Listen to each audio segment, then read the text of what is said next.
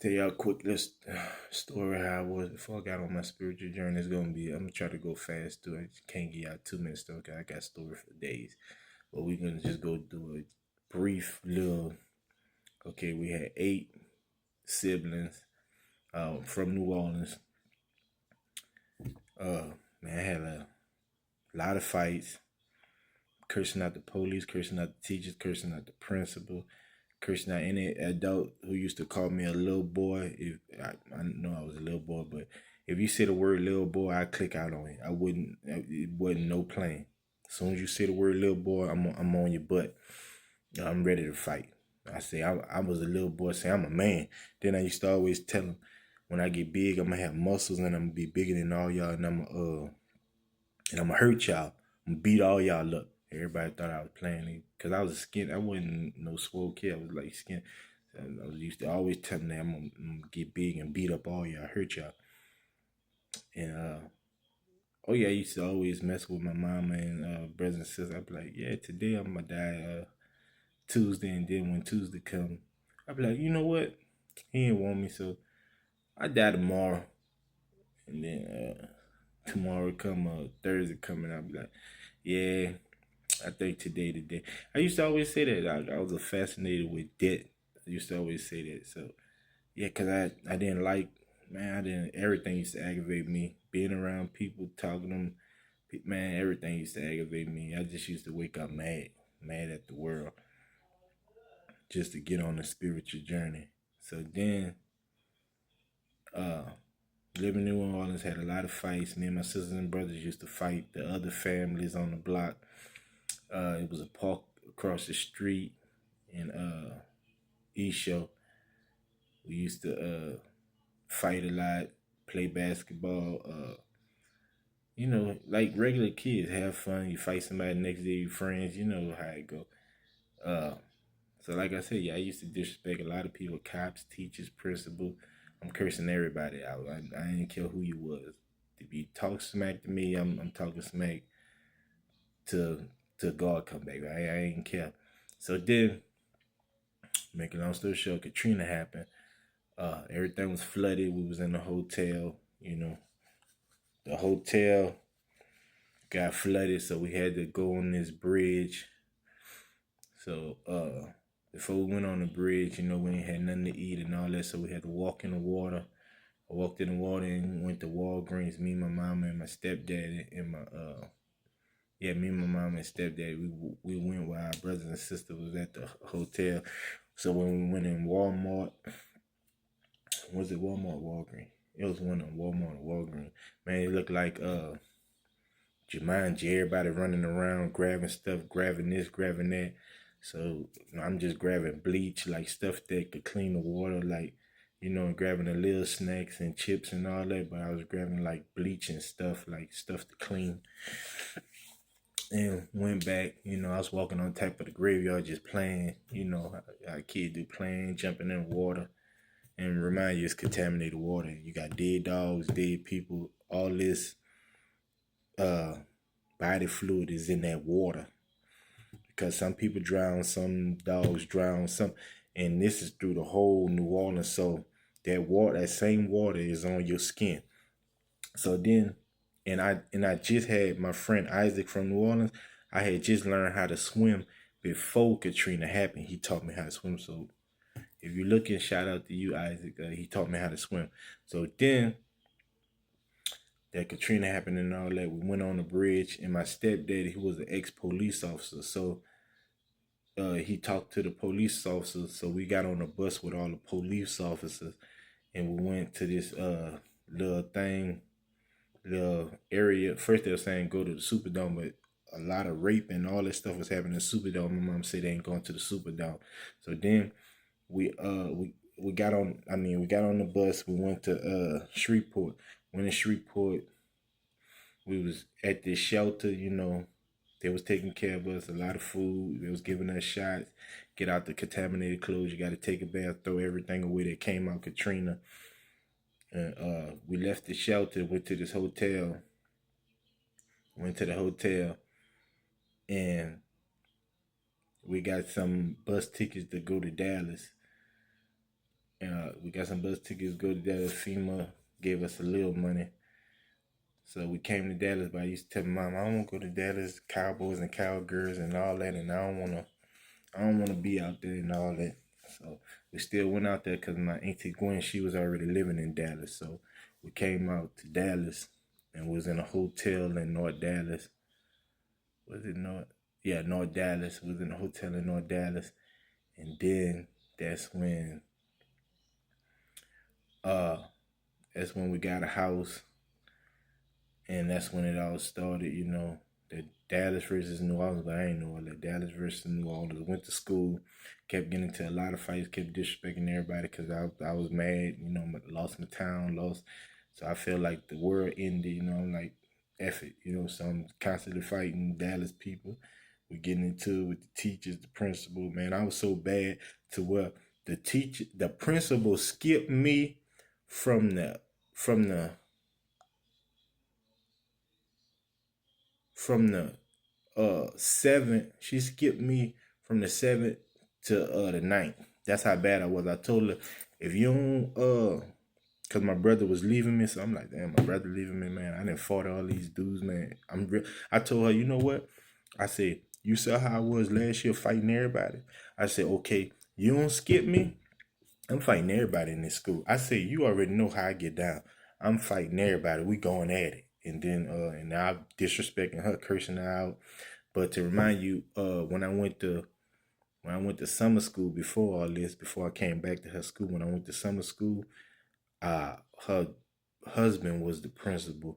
I was fighting at some school and I got kicked out, and she was talking on the phone. He told her who was in the office, talking smack. And she was telling him, he came to my school. That's Antonio Scott, yeah. And I'm talking smack to her on the phone, and I'm talking to him. I say, F your wife, whoop the whoop, man. She said, he ain't coming to my school. I said, man, I could go wherever I want. I'm talking smack to remind you to do that just for it. He all knotted up.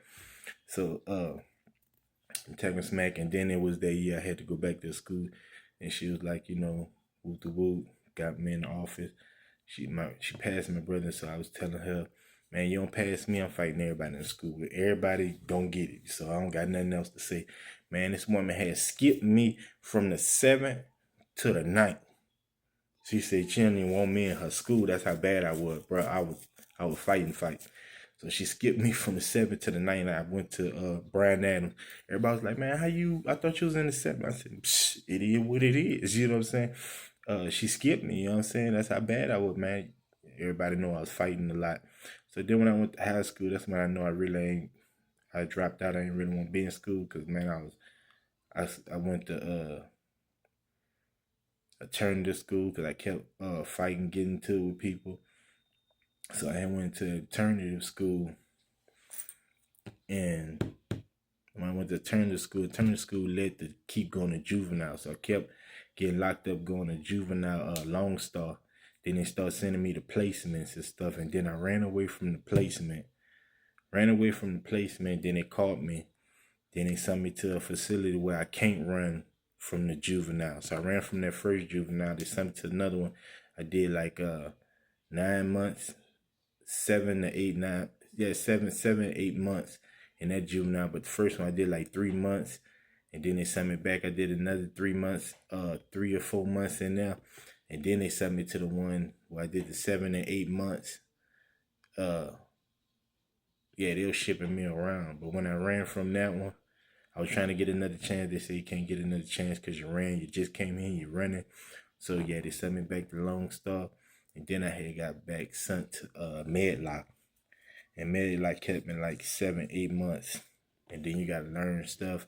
It's like you gotta get a freshman and all that till you get up to graduate, and then you could get out. Then you could get out their facility.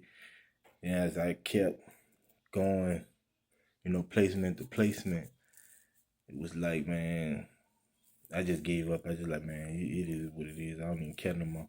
So I still was in that thing saying F everything. My journey. I had met my girl,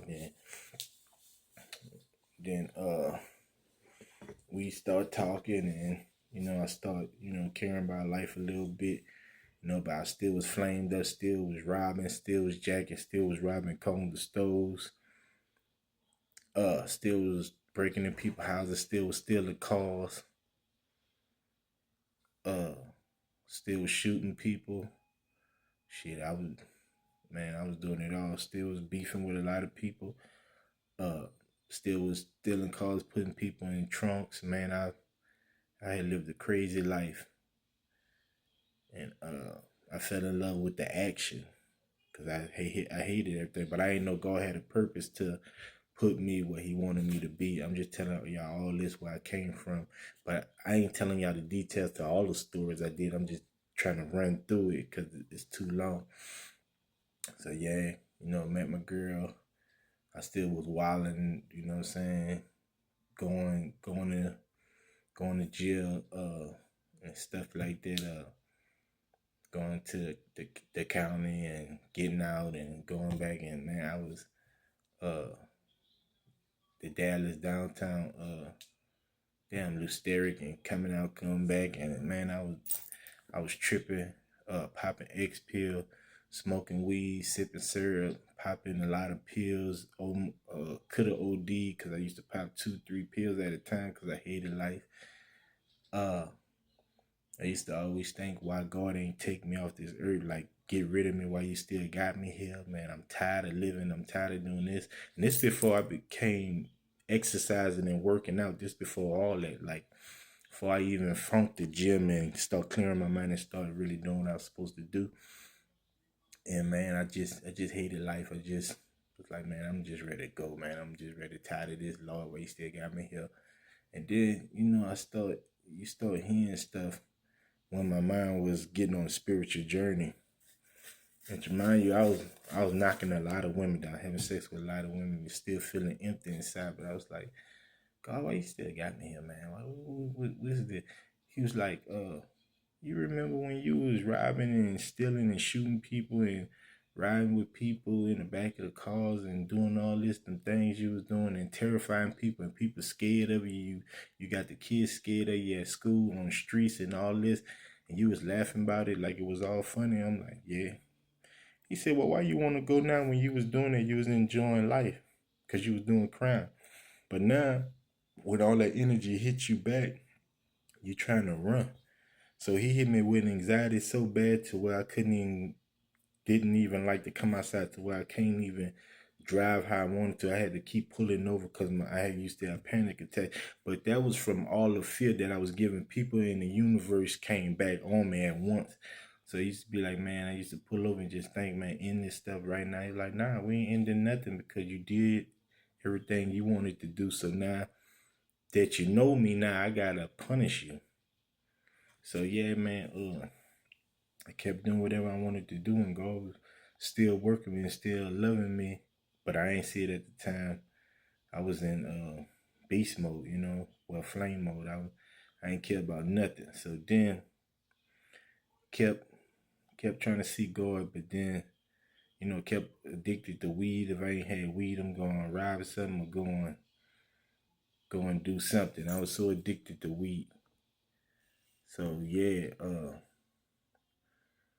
man, I used to always tell him, take this weed curse away from me, man. I don't want to smoke it no more. I don't want to do this and all that, man. I just used to pray for him to take this away, the drugs, the all that.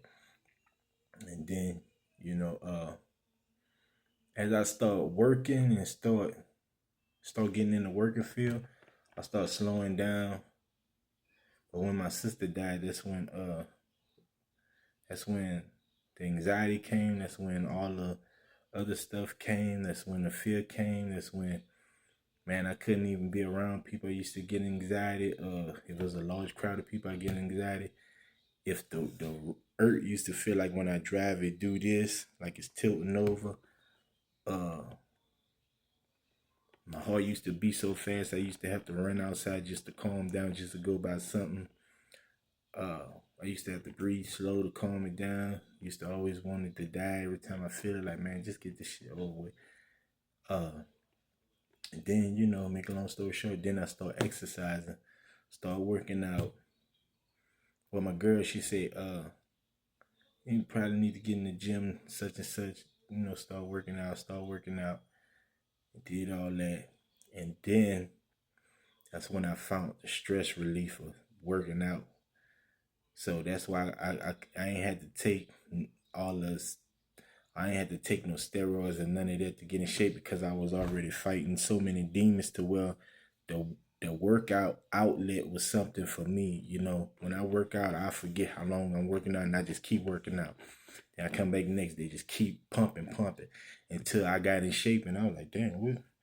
And then it got to the point where I just fell in love with working out because that was my outlet, that was my peace, that was my everything to get out of everything that I was going through. And then, man, I just find a peace of mind. And then I got on my spiritual journey with God and start talking to Him more, start giving my life to Him, start asking Him for this, start asking Him for that, asking Him for wisdom and everything. And then I start switching my vibration. I start meditating. I start eating right. I start treating people kind. I start treating everybody nice. I start trying to always do something positive for somebody. I started always trying to go out my way for people. I start giving good energy instead of all the bad energies. When I used to train people at the gym, I used to tell some people I do it for free, and they used to always wonder why you don't charge. You good at what you do. You know, what you telling me is good, you know. But I used to always tell them you don't know what I'm doing because you don't know what everything I did in the past. I might don't got $1 million, got this, I got that, but this is my way paying God and the universe back for all the crimes I did, for all this and that, taken from people. I'm trying to give back. You know, when I used to give people money, I used to tell them, don't pay me back because, man, I used to do so much taking from people. Now I was giving, trying to give nothing but good energy, trying to give nothing but positive conversation, trying to uplift people, trying to people that was feeling sad, trying to lift them up. I was constantly trying to give good energy, and then my vibration started switching. Then I started getting in the Bible. Then I started knowing God. Then I started talking to God. Then I started searching for God. Then I kept knocking on God's door. Then He started talking to me. Then I started knowing everything about the spiritual reality. It was real. Then I started talking about vibrations and this and that. And that's what got me on my spiritual journey uh through my life and process and where I'm at now, working out, telling people positive stuff, trying to put people on the right road, trying not to lead them to hell, trying to let them where everybody could be on heaven on earth, you know, everybody come across, trying to let them know Jesus and all of that. And that's when, you know, good things start happening for me. But I'm still on the road. I still sin a little bit, but it's not as much as I was back in when I was doing all the crimes and all that. So I'm still trying to get my life together. And that's just a quick summary. But the stories, the details, and all that, I'll tell y'all another day because I just want to tell y'all a quick little draw of my life. And I can't tell you much right now. But then as I keep posting videos, I give y'all story times of stories where I did this, I did that. And, you know, yeah, but that's just a quick little run through, you know.